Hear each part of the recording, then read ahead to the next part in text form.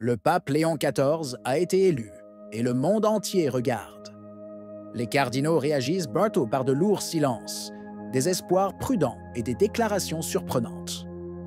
Même les candidats potentiels s'exposent, mais avec prudence. Certains mots en disent long, d'autres en disent encore plus en ne les disant pas. On ne s'attend pas à certaines réactions. Regardez jusqu'à la fin. L'élection du pape Léon XIV a immédiatement attiré l'attention du monde entier. Pour la première fois dans l'histoire, le nouveau pape est américain. Mais plus que l'enthousiasme pour la nouveauté, une étrange sensation a explosé parmi de nombreux catholiques, difficile à ignorer. Un mélange de perplexité, d'anxiété et de peur, surtout parmi ceux qui aiment une Église fidèle à la tradition. Le visage serein de Robert Prévost, regardant depuis la loggia de Saint-Pierre, ne rassurait pas tout le monde. Pour certains, cela semblait être la continuité parfaite avec François, pour d'autres même un geste plus stratégique que spirituel. Ce qui est inquiétant, ce ne sont pas tant les titres ou les mots, mais ses amitiés, les silences sur certains sujets brûlants, les ambiguïtés de son passé. Le fait que des personnalités comme James Martin, le cardinal Cupich et d'autres noms connus pour leur vision progressiste l'aient accueilli avec enthousiasme n'a fait qu'accroître le sentiment de malaise dans de larges secteurs du monde catholique. Les accusations déjà graves ne manqueront pas. Liens avec des milieux ecclésiastiques controversés, dissimulation présumée de scandales passés, tweets datés contre Donald Trump qui refont surface et alimentent les soupçons. Mais même ceux qui le critiquent, au moins dans cette phase initiale, invitent à la prudence et à la prière, reconnaissant que la grâce du ministère pétrinien peut changer un homme et nous surprendre tous. Nous sommes face à un moment délicat. L'atmosphère est suspendue, comme si tout le monde retenait son souffle en attendant les premiers mouvements concrets. Et pendant ce temps, les déclarations officielles, les lectures symboliques, les commentaires plus ou moins voilés des grands noms de l'Église se multiplient. Voyons maintenant comment les principaux cardinaux ont réagi à cet événement historique. Parmi les premiers à parler publiquement de l'élection du pape Léon XIV, se trouvaient deux visages bien connus du front le plus traditionnel de l'Église, le cardinal Raymond Leo Burke et le cardinal Robert Sarah. Deux noms qui, pour de nombreux catholiques fidèles à la doctrine et à la liturgie traditionnelle, représentent une boussole spirituelle en période de confusion.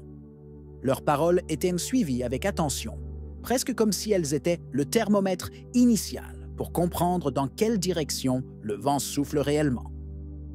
Burke a publié une déclaration exprimant sa gratitude à Dieu pour l'élection du nouveau pontife, invitant immédiatement les fidèles à prier.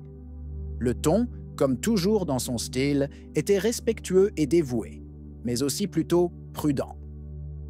Il a rappelé le lien spécial entre le sanctuaire de Notre-Dame de Guadalupe à la Crosse et la papauté, presque comme pour marquer une connexion spirituelle plus profonde.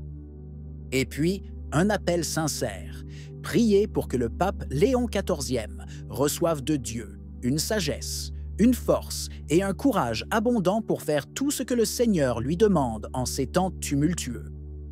Un message clair, confiance dans la grâce de la fonction, mais pleine conscience des difficultés qui nous attendent. Aucune ovation superficielle, aucun enthousiasme théâtral, seul le sérieux et la foi de ceux qui connaissent bien la crise de l'Église. Le cardinal Sarah a cependant choisi une autre voie. Il a repris quelques phrases du discours du pape nouvellement élu, en y ajoutant seulement une courte phrase personnelle. « Grande joie. Que Dieu bénisse abondamment le pape Léon XIV. Prions avec ferveur. » Ici aussi, le ton est sobre et respectueux, mais avec une pointe d'optimisme confiant, typique du cardinal guinéen, connu pour sa profonde spiritualité et sa vision claire de la situation de l'Église. Il faut rappeler que Sarah était considéré comme papabile par de nombreux observateurs. Burke, en revanche, malgré son influence sur le front conservateur, n'a jamais été considéré comme un candidat probable. Mais aujourd'hui, ce sont eux qui parlent en premier, et ils le font de manière posée, mature, sans ton polémique, mais aussi sans aucun enthousiasme naïf. Un signal, peut-être, qui nous invite à ne pas juger trop vite, mais à rester vigilants. Le cardinal Pietro Parolin, secrétaire d'État du Vatican, était considéré comme l'un des principaux favoris pour la papauté, soutenu par une base de vote solide.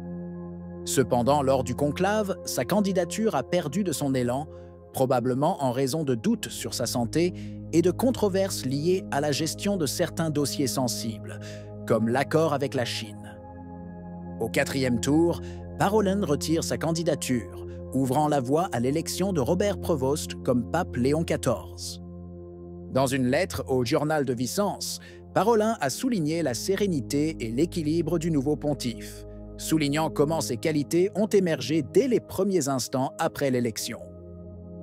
Il a rappelé les longs et chaleureux applaudissements qui ont suivi l'acceptation du nouveau pape, décrivant la scène comme un moment de grande intensité émotionnelle. Parolin a également partagé son expérience personnelle avec le pape Léon XIV, qu'il avait rencontré des années plus tôt lors d'une délicate affaire ecclésiastique au Pérou. Il a salué la capacité du nouveau pape à relever les défis mondiaux avec clarté et compassion, soulignant son attention aux problèmes contemporains et sa spiritualité augustinienne. Ceux qui connaissent Parolin savent qu'il n'est pas un homme de drame, mais ils savent aussi qu'un manque d'enthousiasme peut être un signe de prudence, voire de distance. C'est précisément pour cette raison que son apparente neutralité sur l'élection de Léon XIV est intéressante. Elle pourrait être une façon d'attendre, d'évaluer, et ensuite éventuellement de s'adapter à la nouvelle ligne du pontificat. Il faut dire aussi que, selon les rumeurs recueillies dans les jours précédant le conclave, Parolin n'était pas partisan d'un profil fortement progressiste ou trop proche de certains milieux américains. Le fait que le nouveau pape soit américain, lié à des milieux qui ont montré par le passé une certaine intolérance envers la secrétairerie d'État, a peut-être refroidi l'enthousiasme du cardinal vénitien.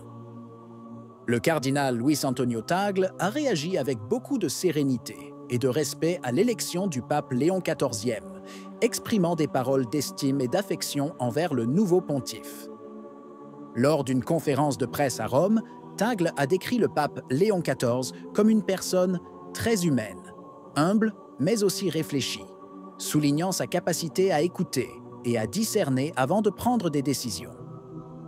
Tagle a partagé des anecdotes personnelles, rappelant comment ils s'asseyaient souvent ensemble pendant le conclave et comment le pape Léon XIV, alors cardinal prévôt, montrait un côté humain et ludique, avec un rire contagieux. Il a également souligné le lien spécial que le nouveau pape entretient avec les Philippines, ayant visité le pays à plusieurs reprises et gardant de bons souvenirs de ses expériences. Malgré les attentes de nombreux fidèles philippins qui espéraient son élection, Tagle a humblement accepté le résultat du conclave, reconnaissant la direction du Saint-Esprit dans le choix du nouveau pontife. Sa réaction reflète un profond sentiment de foi et de dévouement à l'Église, mettant de côté ses ambitions personnelles pour soutenir le nouveau chef spirituel. Résumé des positions, personne n'attaque, certains espèrent, d'autres restent silencieux. Mais pour l'instant, tout le monde observe. La prochaine étape? Les nominations au Vatican, qui révéleront bien plus que des mots. En attendant, le mot d'ordre reste le même pour beaucoup.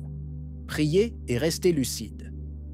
Car le pontificat du pape Léon ne fait que commencer, mais les choix qui viendront diront tout. Qu'en penses-tu? Si vous avez aimé la vidéo, commentez. Amen. Que Dieu vous bénisse.